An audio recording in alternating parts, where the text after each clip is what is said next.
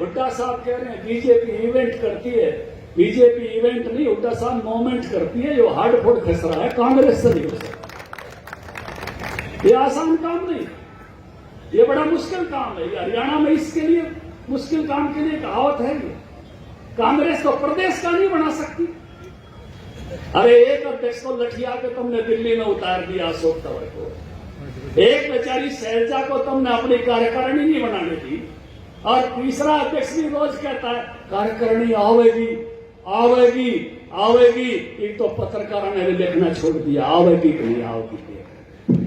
जिनका प्रदेश का संगठन नहीं बना, जिनका जिले का संगठन नहीं बना, जिनका ब्लॉक का संगठन नहीं बना, वो क्या बूथ और पन्ने की बात कर सकते हैं। अरे इस पार्टी को कैसे कैसे आपने निपटाया, पूरे प्रदेश ने देखा है। आपने शैलजा जी को निपटा दिया। दलवीर सिंह जी शैलजा सिरसा जिले में अपना प्रभाव रखते थे। शमशेर सिंह सुरजेवाड़ा कैथल जींद में अपना प्रभाव रखता था। कड़ी पार करके राजस्थान भेज दिया। भाई कुलदीप बिश्नोई हिसार जिले में अपना प्रभाव रखता था। ऐसे हालात पैदा किए, आज कमल लेके हमारे साथ है भव्य विश्व। और वर्ग के आने वाले तुम समझ जाओ, मैंने कहने की जरूरत नहीं है। क्योंकि देखो चौधरी देवीलाल की फोटो हमारे पोस्टर पा ली, क्योंकि आदित्य देवीलाल हमारी पार्टी का जिला अध्यक्ष मार्केटिंग बोर्ड का चेयरमैन। भजन लाल की फोटो हमारे पोस्टर पा ली। एक फोटो रेरी है कदे वाह भी वाही कती।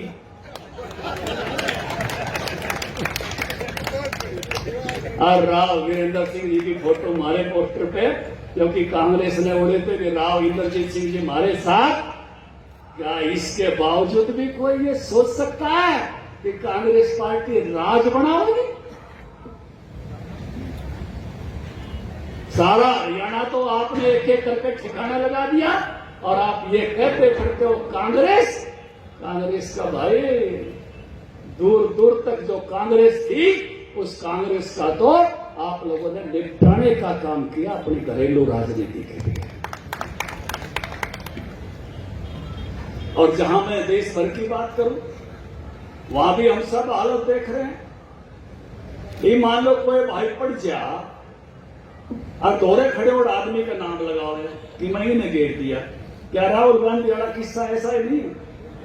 अपने यहाँ प्रदीप चौधरी काल का उन्हें एक धरना दिया भाई हिमाचल प्रदेश, उन पर एक केस बन गया, उनको 2 साल की सजा होगी, उनकी सदस्यता रद्द होगी। किसी ने कांग्रेस ने कोई धरना दिया, किसी ने मुद्दा उठाया? गुलशन बता भाई, इतना अखबार में कोई पढ़ा हो? चाचा ना थी नरेंद्र वत्स, वो हाई कोर्ट में गया भाई, हाई कोर्ट ने सटे दे दिया, वो फिर विधानसभा में आ गया। ये राहुल का बिल्कुल ऐसा ही केस नहीं है।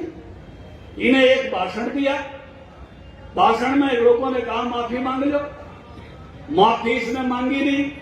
बोला मैं माफी नहीं मांगता, इसका अहंकार अड़ जाता है। क्या अहंकारी नेता को जनता पसंद करती है?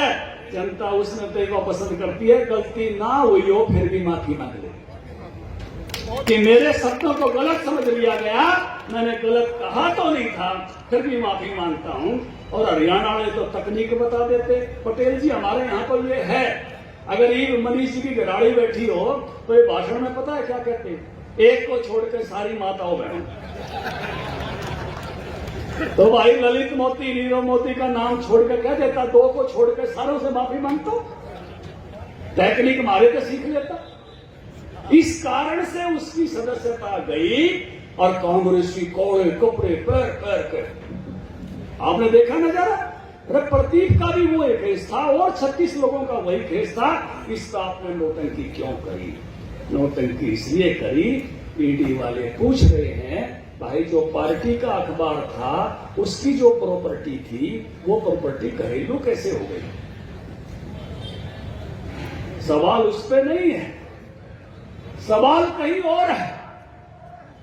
सवाल उस काले धन पर है जिसको बचाने के लिए 14 पार्टियां इकट्ठी होकर सुप्रीम कोर्ट में गई और सुप्रीम कोर्ट ने फाइल फेंक के मारी, कहा कि जाओ, विशेष अधिकार नहीं है नेताओं का, अगर करप्शन किया है तो ईडी आएगी, सीबीआई आएगी।